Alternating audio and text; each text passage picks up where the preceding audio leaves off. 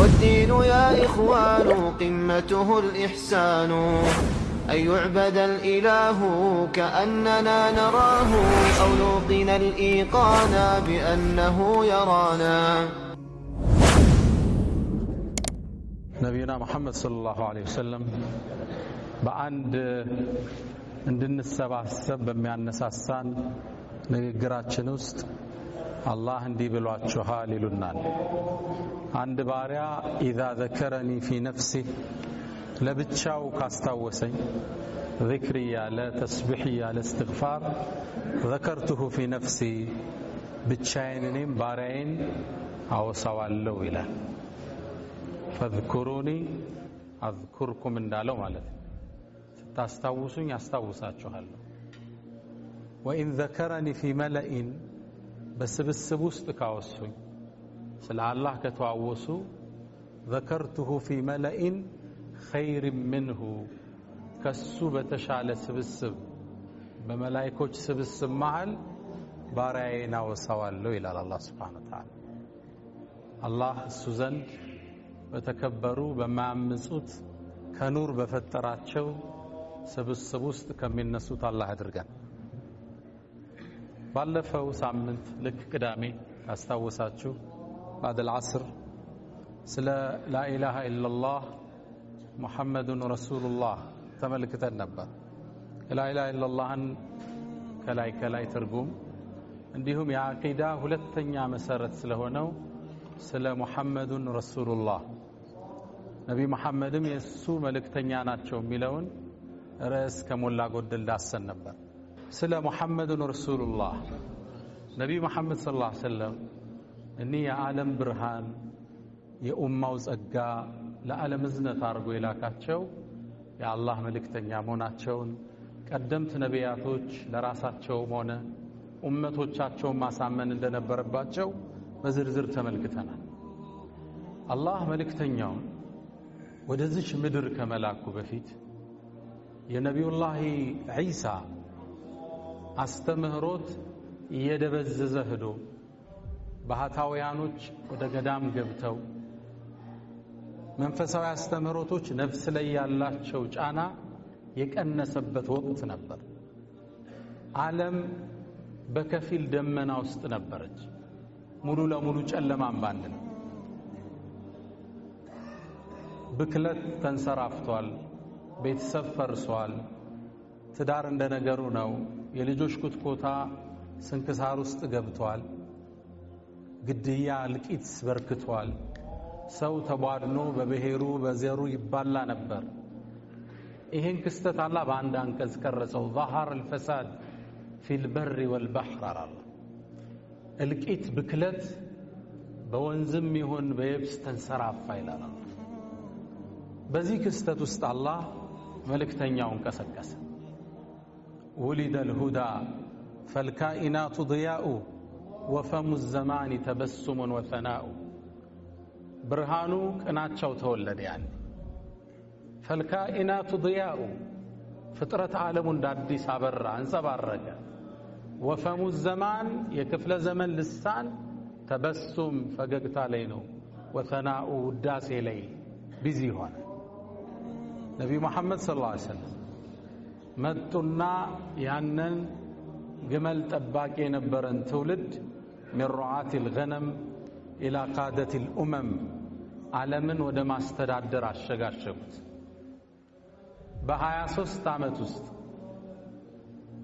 ሌሎቹ ያልገነቡትን ፋርሶቹ ሩሞቹ ያልገነቡትን ስልጣኔ በ23 ዓመት ውስጥ አቆሙት። ነብዩ መሐመድ ሰለላሁ ዐለይሂ ወሰለም መሰረቱን ጥለውት ሄዱ። አላህም ነብዩ መሐመድ ሰለላሁ ዐለይሂ ወሰለም በተለያየ ተአምራት ባለፈው እንዳየነው አገዛቸው። አላህ መልእክተኛውን ህዝባቸውን ከሚያሳምኑበት ትልቅ ተአምር ውስጥ የሰጣቸው ያው የሆነው ሁሌም ቢዘረዘር የማያልቀው በተአምራት የታጨቀው ቁርአን ነው። ቁርአኑል ከሪም ሁሌም ተአምራቶቹ ይዘገናሉ። ነቢያቶች የቀደምቶች ቁርአናቸው ላይ ወይም ዘቡር ኢንጂላቸው ላይ ተአምርን አላደረገበትም። የሳይንስ የተፈጥሮ ምናምን አላህ አላደረገበትም። አስተምሮት ብቻ ነው የነበሩት። ቁርአን ግን ለየት ባለ መልኩ ከርሳቸው በኋላ ነብይ ስለማይመጣ እንደ ነብይ ቆሞ የሚያገለግል ተአምር የታጨቀበት አላህ አደረገ። ለነቢያቶች ሁሉ አላህ ተአምር ሰጥቷቸዋል። ምን ነው ነብይ ነን ብለው ሲነሱ ህዝቡ ጥያቄ ያቀርባል። ማን ነህ ሲል እኔ ነብይ ነኝ ከአላህ ለመላክምህ መረጃ አለ ሲባል ሙዕጂዛት የምንለው ተአምር ያሳዩ ነበር። ሙዕጂዛ ማለት ማ ያዕጀዙ ዐለይሂ الإنسان አን የእቲ ቢሚስሊህ በአምሳያው ሌሎች የሰው ዘር ሊያመጡት የሚሳናቸው ነገር ሙዕጂዛ ይባላል። ያንን ሁሉም ነቢያቶች ተሰጥቷቸው ለዛም ነው የነቢዩላህ ሙሳ ዱላ ሲጥሏት እባብ ሲያነሳት ዱላ ሲፈልጉ የሌሎችን የሲሕር ድግምት ቆረጣጥማ በልታ ሲያነሳት ተመልሳ ዱላ ሲሻቸው ባህርን እንደ መስታወት የሚሰነጥቁበት የሰጣቸው ለዛ ነቢዩላህ ሷሊህ ህዝቦቻቸው ነብይ ነን ሲሉ አልተቀበሉ። ተአምር ጠየቁ። ግመል ይወድ ነበር ማህበረሰቡ። ከተራራ የተወለደች ግመል አሳዩአቸው። ናቀቱላህ ወሱቅያሃ። ሁሉም ነቢያቶች ተአምር አሳይተዋል። ነቢዩላህ ኢሳ ሞተ ቀስቅሷል በአላህ ፍቃድ። የተበላሸን ቆዳ ጠግኗል። የጠፋን አይን መልሷል በኢዝኒላህ። ለዛም አላህ ቁርአን ላይ ሲያስረግጠው ለቀድ በርግጥ አለ አርሰልና ሩሱለና ቢልበይናት እኛ ነቢያቶችን ሁሉ በተአምር ልከናል። ነቢይ ሆኖ ተልኮ ተአምር ያልተሰጠው የለም። ከሌሎቹ የተለየ መሆኑን ማረጋገጥ ስላለበት ለነቢዩና መሐመድ ሰለላሁ ዐለይሂ ወሰለም የተአምራቶቹን ቁንጮ ሰጣቸው። ቁርአን ተአምሩ ማይደበዝዝ በየጊዜው የሚደምቅን ሰጣቸው። አሁን ከኛ መሃል ነቢዩላህ ሙሳ የከፈሉትን ባህር አሳየ ቢባል ማሳየት የሚችል ሰው አለ? ግን እናምንበታለን። ምነው ቁርአን ነግሮናል። ነቢዩላህ ኢሳ ሙታን እንዳስነሳ ሊያሳየ የሚችል ሰው አለ? የለም። አሁን ክስተቱ የለም፣ በፊልም አልተቀረጸም። ግን እናምናለን፣ ቁርአን ነግሮናል። ግልጽ ነው። የነቢያት ተአምር ተከስቶ ተቋርጧል።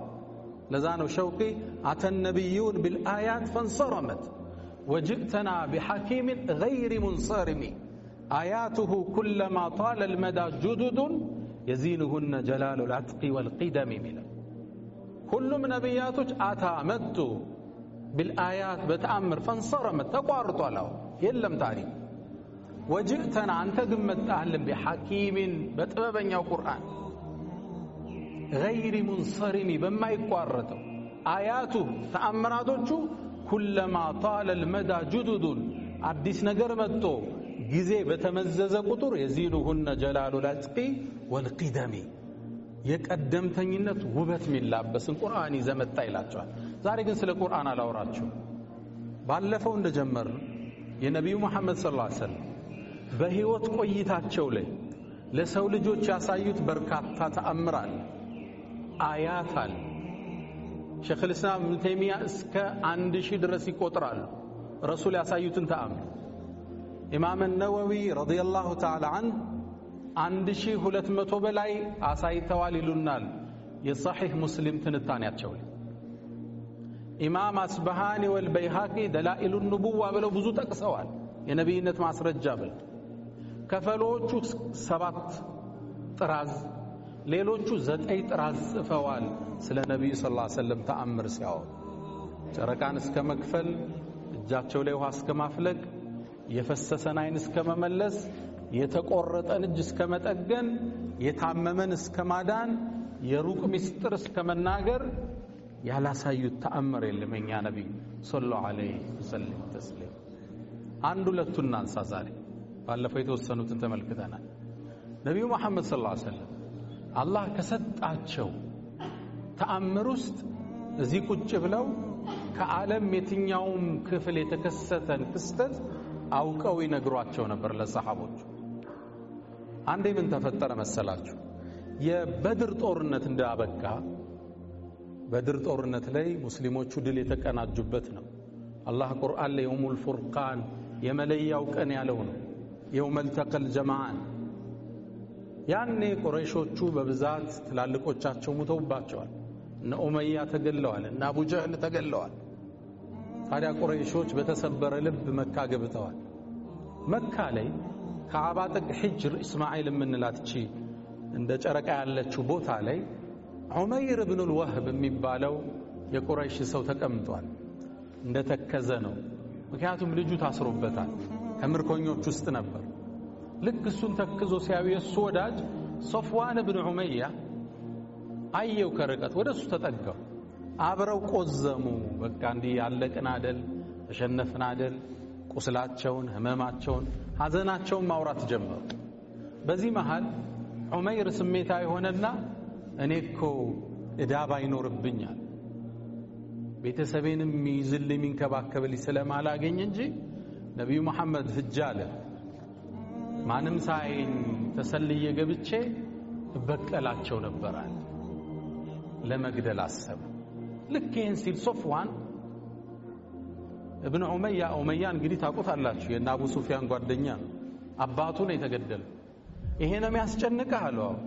እንግዳ ደይንህን እኔ እከፍላለሁ፣ ቤተሰብንም ከቤተሰቦች ጋር እኔ ይዛቸዋለሁ፣ ወደ ሐጃህ ቀጥላለሁ።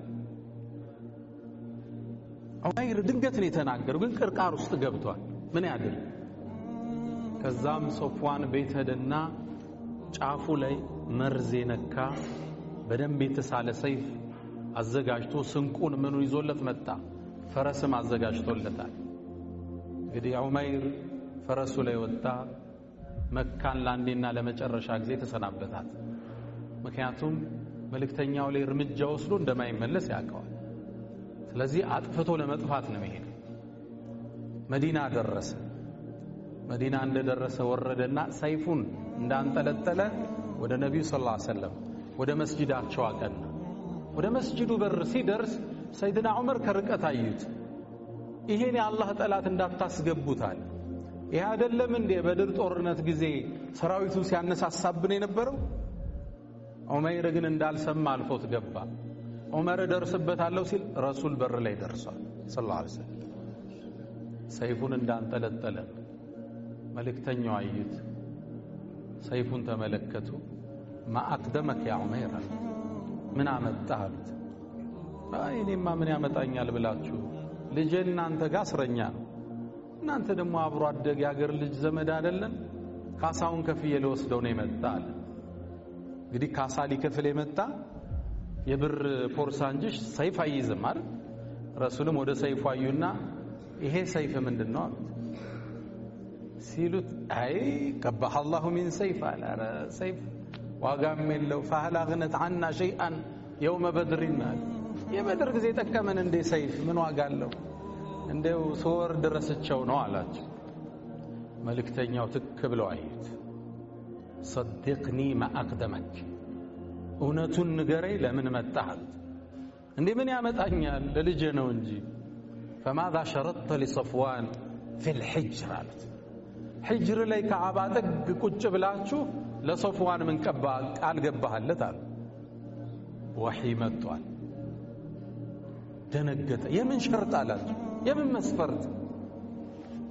እሱ ቤተሰብህ ሊንከባከብልህ፣ ዕዳህን ሊከፍልልህ፣ አንተ ደግሞ እኔን ልትገድል ቃል አልገባህም? ወላሁ ሓኢሉን በይነከ ወበይነ ዛሊከ አሉት። አላህ በዚህ ፍላጎት መሃል ግርዶሽ ይቆማል አሉት። ደነገጠ። ቃል አሽሀዱ አነከ ረሱሉላህ ወአን ላ ኢላሃ ኢለላህ አላቸው። እስከ ዛሬ ስናስተባብልህ ነበር፣ አሁን እኔና ሶፍዋን ብቻችንን ከዓባ ጥግ የተመሳጠርነውን ከኔና እሱ ውጭ የሚያውቅ የለም፣ ከጌታ ውጭ ሊነግርህ የሚችል የለምና አንተም መልእክተኛ ሆነ ከአላህም ውጭ ጌታ የለም ብሎ እጅ ሰጠ። አላሁ አክበር። ሶፍዋን በዚህ አልቆመም። ይሄን መልእክት ሰንቆ ወደ መካ መጣ። ገሎ ይሆናል ብሎ ሲጠብቀው ሶፍዋን ሲጠብቀው ዑመይር ሲገባ ሰለሙ። ስማ ሶፍዋን አለ፣ እስከ ዛሬ አስተባበልነው ነብይ ነው ብትከተለው ይሻላል። በጭራሽ አባቴ ሙቷል። እንግዳ ጥመትህን ምረጥ። ከዓባ ላይ ቆመና ጥሪ ያደረገ ነብዩ መሐመድ ሰለላሁ ዐለይሂ ወሰለም አላህ ከሰጣቸው ተአምር ውስጥ አንዱ እዚህ ቁጭ ብለው ከየትኛውም ዓለም የሚከሰትን ክስተት አይተው ለሰሃቦቹ ይነግሯቸው ነው። ከዚህ ምን እንማራለን? አንደኛ ሐቅ ሲመጣ ልክ እንደ ዑመይር ሰው እውነት ሲገለጥለት እጅ መስጠት ነው ያለበት። ወዲያው ነው ሻሃዳ ያደር ልሰበበት እንኳን አላለ። ቃለ አሽሀዱ አነከ ረሱሉላህ ወአን ላ ኢላሃ ኢላላህ ነው ያላቸው። ብዙዎቻችን መረጃ ሲመጣ ማስረጃ ሲቀርብልን ለመቀበል አንዘርተሁም አም ለም ትንዚርሁም ላ ዩእሚኑን ይሆንብሃል። መረጃ ሰጠው። ነቢዩም ሰለላሁ ዐለይሂ ወሰለም ኩራት ያሉት ይሄን ነው። በጠሩል ሐቅ ወገምጡ ናስ ነው ያሉት። ኩራት ማለት ሰዎችን አሳንሶ ማየት፣ ከሁሉ እንደምትሻል ማሰብ። ሁለተኛው እውነት ይመጣላል አይቀበል። ሌላ ተአምራቸውን እንዘክር። ነቢዩ መሐመድ ሰለላሁ ዐለይሂ ወሰለም ከሱልህ ሁደይቢያ በኋላ የሁደይቢያ ስምምነት ይባላል። የሁደይቢያ ስምምነት ማለት ነቢዩ መሐመድ ሰለላሁ ዐለይሂ ወሰለም ከቁረይሾች ጋር ለ10 ዓመት ወደ ጦርነት ላይ ገቡ ቃላቸውን የተፈራረሙበት ቃል ኪዳን። መልእክተኛው በጣም ተናንሰው የፈረሙት ፊርማ። ይህን ከፈረሙ በኋላ ቁረይሾቹ ድንገት ይህን ህግ ጥሰው የነቢዩ ሰለላሁ ዐለይሂ ወሰለም ሐሊፍ ጓደኛ የሆኑትን ህዝቦችን አጠቁ። ቃል ኪዳኑን አፈረሱ ማለት ነው። ልክ ሲያፈርሱ መልእክተኛው አለይሂ ሰላቱ ወሰላም በቃ ይሄ አጋጣሚ መካን ገብቼ የምቆጣጠርበት ነው ብለው ወሰኑ። መካ ገብተው መካን ሊቆጣጠሩ በዚህ ውስጥ እያሉ ይሄ ሚስጥር ለትንሽ ሰሃባዎች ተነገረ። ለና አቡበክር ሲዲቅ፣ ለና ዑመር፣ ለትንሾቹ ብቻ ተነገረ። ይሄ ሚስጥር የጦር ስትራቴጂ ነው። መልእክተኛው ሊዘምቱ ነው። ትልቅ ስትራቴጂ ሚስጥሩን ያዙት። እንዘምታለናል። ቁረይሾች እንደተዘናጉ ነው አይመጣም ብለው። ይሄ ሚስጥር እንግዲህ በፖለቲካው ቋንቋ በሚሊተሪ ቋንቋ ትልቅ ሚስጥር ነው። ከሰሃቦች ውስጥ አንዱ ትልቅ ሰሃባ ሐጢብ ኢብኑ በልተዓም ይባላል። ይሄ ሚስጥር ጽፎ ለቁረይሽ ላከላቸው። ተራ ሰሃባ አይደለም፣ ሙናፊቅም አይደለም። ከመጀመሪያ ሰሃባዎች ነው። ከዛም አልፎ በድር ጦርነት ላይ የተሳተፈ ሰው ነው። ይህን ደብዳቤ ጻፈና ወደ መዲና መጣ የነበረ የቁረይሽ ሴት ነበረች። ይህን ደብዳቤ ውሰጅና መልእክተኛው ዘመቻ እየመጡ ነው ሚለውን ደብዳቤ አድርሺ ብሎ ሰጣት። ከባድ ሚስጥር ወጣ። ነቢዩን ግን አላህ ሳውቋቸው ነበር ሰለላሁ ዐለይሂ ወሰለም። አልይን፣ ሚቅዳድን፣ ዙበይርን ጠሩ። እነዚህም ፈረሰኞች ሂዱ አሏቸው። በዚህ መንገድ አቋርጣችሁ ሂዱ። እዚህ ቦታ ላይ ስትደርሱ በግመል የተቀመጠች አንዲት ሴት ታገኛላችሁ። እቺ ሴት የምታገኟት እዚህ ቦታና እዚህ ሰዓት ላይ ወረቀት ይዛለች፣ ይዛችሁት ነው አላቸው ሰለላሁ ዐለይሂ ወሰለም። ፈረሰኞቹ ተቀመጡ፣ ጋለቡ። ሄደው በተባሉት ሰዓት የተባሉት ቦታ ላይ እቺን ሴት ግመል ላይ ያገኟት። اللهم صل وسلم على سيدنا እነ ሰይድና አሊ ጠጋሏትና አንቺ ሴት ያሽው ወረቀት አለ ስጭን አለው። ተነገጠች። ይህ ትልቅ ሚስጥር ነው። በሚስጥር ነው የሰጣት ደብቆ ማንም እንዳያይ ብሏታል። ደነገጠች በጣም። የምን ወረቀት አለች? ወረቀት ይዘሻል ስጭን አለው። በጭራሽ አላስኩም፣ ብትፈልጉ ፈትሹ ብላ ከግመሏ ወረደች። ግመሏን ፈተሹ፣ እቃዋን ፈተሹ፣ ልብሷን ፈተሹ። የለም። ሰይድና አሊ ያኔ የታላቁ የጦር ጀነራል ኮስተር አለና ወላሂ ማ ከዘብና ወላ ኩዘብና፣ በአላህ ይሁንብኝ አላሸንሽም አልዋሹንም ነቢዩ ሰለላሁ ዐለይሂ ወሰለም። ለቱኽሪጅነ አልኪታብ አው ለቱልቂየነ ሲያብ አሉት። ወይ ወረቀቱን አውጪ አሊያ ራቁት እናቆምሻለን አለው። ይሄ የጦር ስትራቴጂ ነው። ወይ ራቁት እናቆምሻለን አሊያም ወረቀቱን አውጪ አሏት። ደነገጠች። በዚህ አይነት እነዚህ ሰዎች አይተውኝም ማለት ከባድ ጉዳይ ነው ማለት ነው። በሉ ዞር በሉልኝ አለች። ወረደች። ጥምጣሟን ፈታችና ከጸጉሯ ውስጥ ጠቅላይ ከተተች ወረቀት አለ አወጣችና ለና አሊ ያስረከበች። ሰይድና አሊ፣ ሚቅዳድ፣ ዙበይር ፈረሳቸው ላይ ወጡና ወደ መዲና ቀኑ። ነብዩ ሰለላሁ ዐለይሂ ወሰለም ዘንድ ደረሱ። ወረቀቱን ሰጧቸው። ነብዩ ግን አያነቡ። ነብዩል ኡሚ ማንበብ የማይችሉ ዓለምን ዕውቀት ያስተማሩ ብርሃን ናቸው። ለእርሳቸው ዓለማንበብ ሙዕጂዛ ነው። እንዴት ማነብ ነብይ ዓለምን የሚለውጥ ተአምር ይዞ ይመጣል? ነብይ ነው ማለት ነው። ቢያነቡ ኑሮማ ኢዘን ለርታበል ሙብጢሉን ያለው አላህ ከንቶቹ ይጠራጠር ነበር። ጽፎት ነው የግጥም ችሎታ ስላለው ይሉህ ነበር። ለእርሳቸው አልኡሚየቱ ሙዕጂዘቱን ሊነቢይሃ ወዓጅዙን ሊኡመቲ እንላለን። ለኡመታቸው ኋላቀርነት ነው ማንበብ አለመቻል። ለእሳቸው ግን ተአምር። ወረቀቱን ሰጡ ለአንዱ ሰሃባ። ሰሃቦች ባሉበት ደብዳቤው ተነበበ። ደብዳቤው አስደንጋጭ ነው። ምን ሐጢብ ብን በልተዓ ይላል። ከሐጢብ ከዛስ ለአንድ ቁረይሽ ኃላፊን ይላከው። ነቢዩ መሐመድ ሊዘምቱ እየመጡ ነው፣ ጥንቃቄ ውሰዱ ይላል። አስደንጋጭ ነው።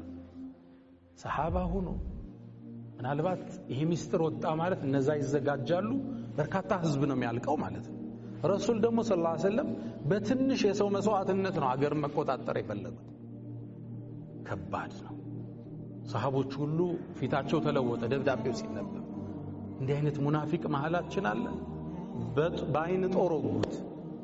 ከዛም መልእክተኛው ግን ባለፈው ትልቅ ሊደር መሪ አይደሉ? ረጋ ዋጥ አርጉትና ያ ሐጢብ ማሃዛል አንተ ሐጢብ ይሄ ወረቀት ምንድነው አሉት። እኛ ብንሆን እንዴት ነው ምንሆን?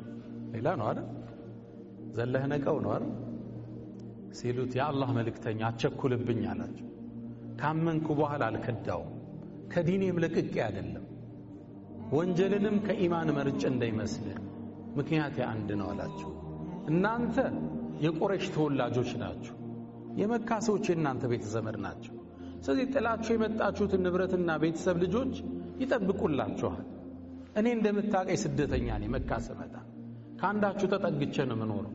ምናልባት የቁረይሽ ኃላፊዎች እቺን ደብዳቤ ስትደርሳቸው እንደ ውለታ አቆጥረዋት ቤተሰቤን እንዲጠብቁልኝ ብዬ ነው። መልስ ነው። የአላህ መልእክተኛ አላቸው፣ አንተ ደግሞ የአላህ ነብይ ነህ፣ ይሄ ደብዳቤ እንደማይጎዳህ አውቃለሁ አላቸው። ሚዛን ይደፋል። ከባድ ነው አይደል? ሰሃቦቹ የመልእክተኛውን ውሳኔ አተኮረው ይጠብቃሉ። ነብዩ ምን ሊሉ ነው? ነብዩ በአንድ ቃል ቋጮት፣ ሰደቀኩም አሉ፣ እውነት ብለዋችኋል። እንግሊዝ ነው። ዑመር ግን አልቻለም። የአላህ መልእክተኛ ፍቀድልኝ፣ ይሄም ሙናፊቅ አንገቱን ልቀንጥሰው አለ። ነብዩ መሐመድ ሰለላሁ ዐለይሂ ወሰለም አሉ፣ ያ ዑመር ምን አሳወቀ? በድር ጦርነት እኮ የተሳተፈ ነው። የበድር ጦርነት ተሳታፊዎችን ጌታ አላህ እኮ የፈለጋችሁትን ስሩ ምሪያችኋለሁ ብሏቸው እንደሆነ ሰለላሁ ዐለይሂ ወሰለም። እዚህ ታሪክ ላይ ብዙ አስተምሮት እናወጣለን። አንደኛው የዛ ታላቅ ነብይ ሙዕጂዛቸው እዚህ ቁጭ ብለው እንደ ፊልም ነው አላህ ዓለምን የሚያሳያቸው። ሁለተኛው እና አሊ ረዲየላሁ ተዓላ ሰሃባ ሲባል እንትን ይመስላል አይደል? ገራገር የዋህ ብቻ አይደል፣ የቁም ነገር ጊዜ ደግሞ ጃድ ናቸው። ሙእሚን ባህሪው እሱ ግልጽ ነው። ሌላ ቦታ ላይ ብረት ነው፣ ወንድሞቹ ጋር ደግሞ ተጫዋች ነው፣ ፈገግተኛ ነው፣ ተግባቢ ነው። ቦታ አለ ደግሞ ብረት ምትሆንበት አለት ምትሆንበት ማለት ነው። ጀነራል ነው የሆኑት አሊ ሄደው ወይ ወረቀት ታወጫለሽ አሊያም ራቆት ትቆሚያለሽ ነው ያሉት። ግልጽ ነው። ሀያ ምናምን እንዳትሉ ብዬ ነው። ግልጽ ነው። ይሄ ቦታው ሌላ ነው። ሶስተኛና ትልቁ አስተምሮት ዑለማዎች የሚያወጡት ለእስልምና ብዙ የከፈሉ ሰዎች ዲኑን ለማገልገል የደከሙ የታገሉ መስጂዱን የከደሙ ኮሚቴውን የከደሙ ለእስልምና የተዋደቁ ሰዎች ስተት ሲሰሩ ለሌላው በማታገሰው መልኩ ትታገሳቸዋል። ግልጽ ነው። ትልቅ ዓሊም ስተት ላይ ሊወድቅ ይችላል በሆነ አጋጣሚ። እሱንና ሌላን ሰው የምትታገዝበት ሚዛን ይለያያል። ይሄ ዓመታት አበርክቶ ከወንዝ ከሆነው አበርክቶ መሃል የገባ ቆሻሻ አለ። ለትልቁ ማንነቱ ስትል ትንሹን ምን ትለዋለህ? ይቅርታ ብለህ ታልፈዋለህ። ሶስተኛ አራተኛ የመልእክተኛውን ሰለላሁ ዐለይሂ ወሰለም የአመራር ብቃት ስክነት ታየዋል። በዛ ወቅት ላይ የሚያበሳጭ ነው። ህዝብ የሚያስተላልቅ ሜሴጅ ነው የወጣው፣ ተራ መልእክትም አይደለም የወጣው። ተዘጋጁ ማለት ነው። ግን ረጋ ብለው ያ ኻጢብ ማፍተመን ወዳጆች ሰዎች ማንነታቸው የሚፈተሸው እንዲህ አይነት ከባድ አደጋ ሲገጥመው ከዛ ውጭ እኮ አብዛኛው ሰው ምንድነው ጥሩ ሰው ነው ታጋሽ እኮ ነው አብዛኛው ሰው እዚህ መስጂድ ላይ ሀቢቢ 5 ደቂቃ ሰላም ቀላል በስራ ተገናኝተው በትዳር ተገናኝተው ምን ያህል ይታገሳል አንድ ሰው ይባላል በጣም ታጋሽ ነው ሲባል ተሰማና ይሄ ነው ታጋሽ አላቸው ከበረሃ ሳር ቆርጦ እየመጣ ነበር ልጅ ወደና ክብሪት ጭሮ ሳቱን ለቆሰበት ሳሩ ሰውየው አወረደና ዘሎ አነቀው አረ ተወኝ እባክህ ታጋሽ ነው ሲባል ሰምቼ ነው አለ ላይ ልታነደኝ ነው እንዴ አለ እንዴ ካላነደዱትማ ሁሉስ ታጋሽ አይደል አለ ግልጽ ነው ሰዎች ቦታቸው የሚፈተሽበት ቦታ አለ ነጮቹ ቴስቲንግ ለቴስታክልስ ይሉታል ፍሬውን መተት ግስቱ ሞክረው ማለት ነው ግልጽ ነው ይቻላል ከባድ ነው ፍሬ ተመትቶ ትታገሳል አይቻልም ቴስቲንግ ለቴስታክልስ ይላል ይቻላል መልእክተኛው ሰለላሁ ዐለይሂ ወሰለም ይሄ ለሰማይ የከበደ ስተት ነው የሰራው ሐጢብ ግን ከነሙሉ ግርማቸው ከነሙሉ ትግስታቸው ቀድመው ለማዳመጥ የነበራቸውን ዝግጅት ታያለ ያ ሐጢብ ማሃላ አንተ ሐጢብ ይህ ምንድነው ብዙ ጊዜኛ ፕሪጀጅመንት ነው የምናደርግ ቀድመን እንዳኛለን አዳምጠን እኮ አይደል ሳናዳምጥ ውሳኔ ሰጠን ትንታኔ ሰጠን ቋጭተናል ያንን አጀንዳ ስልክ ስደውል አሁን ያላነሳልኝ ለሰጠውትን ብር መክፈል ስላልፈለገ ነው አሊያም ደግሞ እንዲህ ሆኖ ነው ጀጅመንት አለ አልጋኢቡ ማዐሁ ዑዝሩ ይባላል ሰለፎቹ ሩቅ ያለ ሰው ምክንያቱ እሱ ጋር ነው ያለ አሁን ካላነሳልኝ ምክንያት አለው ማለት ከዛ በኋላ ነው ደብደውዬ ምን ነው ተብሎ የሚጀመረው ማለት መልእክተኛው አለይሂ ሰላቱ ወሰለም ሰሃባዎቹን ተርቢያ እየሰጡ ነው እዚህ ቦታ ችግር ሲመጣ እንዴት ነው የምትጋፈጡት ሰው ሲሰራ እንዴት ነው የምታልፉት እንዴት ነው የምታነጋግሩት መጀመሪያ ምን ይፈልጋል እርጋ ብሎ ማዳመጥ ችግሩ ምንድነው እኛ ገና ሰውየው ያወራ ተውተው ባቃቀዋለሁ መጥለው ብለን ነው ወደ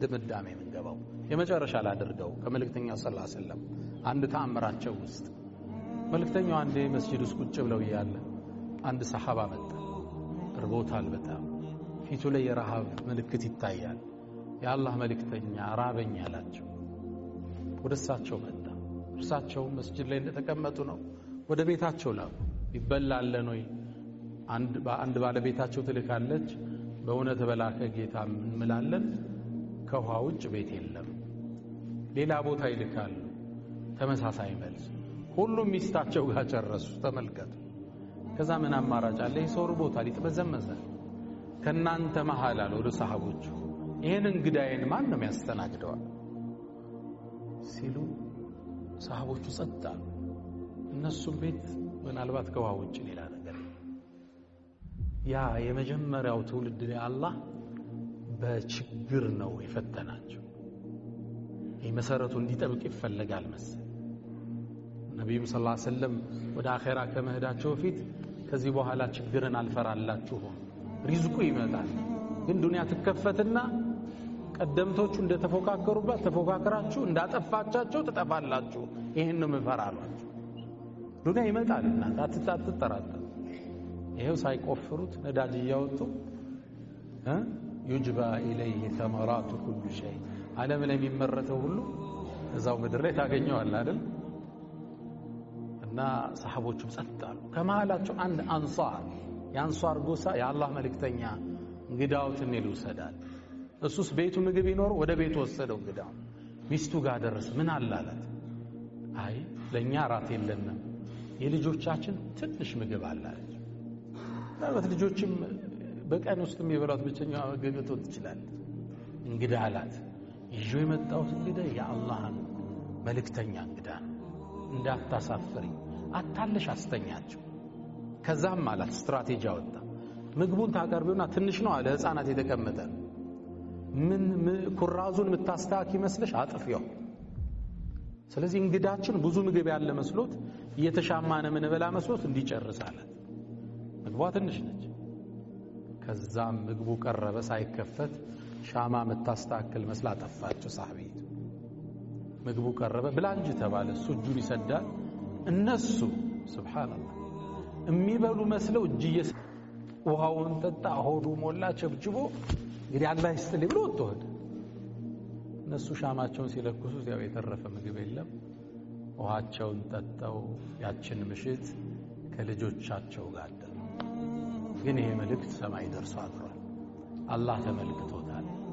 ጠዋት ግለሰቡ ወደ ነብዩ ሰለላሁ ዐለይሂ ወሰለም ሲሄድ አንድ ቃል አሉት፣ ለቀድ ዐጂበ አላሁ ሚን ሰኒዒኩም አለይል አሉ። በትናንትናው ምሽት ጀብዳችሁ አላህ ተገርሞባችሁ አንደራል። ሰለላሁ ዐለይሂ ወሰለም መልእክተኛው አልነበሩም፣ ጨለማ ውስጥ ነው። አላህ ግን ይሄን ክስተት ያያል። ይሄን ጥበብ ይሄን ጀብድ የሱን ውዴታ ለማድረግ የተሄደበት ርቀት ሕፃን ጾም አሳድረ እነሱ ጾም አድረው የአላህ መልእክተኛ እንግዳ እንዴት ይመለሳል? አላህ ቁርአን አስከትሎ አወረደ፣ ወዩእቲሩነ ዐላ አንፉሲሂም ወለው ካነ ቢሂም ኸሳሳ። ከነፍሶቻቸው በላይ ለሌላው ይቆረሳሉ፣ ለነሱ ወሳኝ አጀንዳ ቢሆኑ እንኳን አላህ ከተረፈን ነው እኛ የከበደን አሁን መስጠት። ብቸኛ ካላቸው ነገር ሌላውን ያስቀድሙ ነበር። ይሄ የትስስር ሰንሰለት ነው። ዲኑን አሁን በዛ ቢገፉት በዚህ ቢገፉት እንዴት ብሎ ይውደቅላቸው? በየቀኑ እየጨመረ ማለት ይገፉታል፣ እየጨመረ ማለት። አንድ ጥናት እንደሚያሳየው እስልምናን ለማጥፋት የተደረገው ኢንቨስትመንት ሌላው እምነት ላይ ቢደረግ እስልምና ብቻ ነው የሚቀረው የነበር መሬት ላይ 60,000 በላይ መጽሐፍ እስልምናንና መልእክተኛውን በማውገዝ በማጥላላት ተጽፈዋል። ታምናላችሁ? ከ60,000 በላይ መጽሐፍ ኦሪየንታሊስት የሚባሉት ጽፈዋል እስልምናን ሊያቆሽሹ። ግን መሰረቱ ጥብቅ ነው። አንዳንዶቹ መጥተው እስልምናን ለማንቋሸሽ ሲጥሩ ሰልመው ይቀራሉ። በቅርቡ እንደምታያቸው ታሪኮች አንዱ ታዋቂ ኦሪየንታሊስት እስልምናን ተች ተብሎ ትልቅ የአሜሪካ አቅል የሚሉት ሰው ሊያጠና መጣና ከመጀመሪያው ገባ። ከዛ ሲጀምሩ ምንድነው የሚለው? አልহামዱሊላሂ ረቢል ዓለሚን ይላል ቁርአኑ አይደል?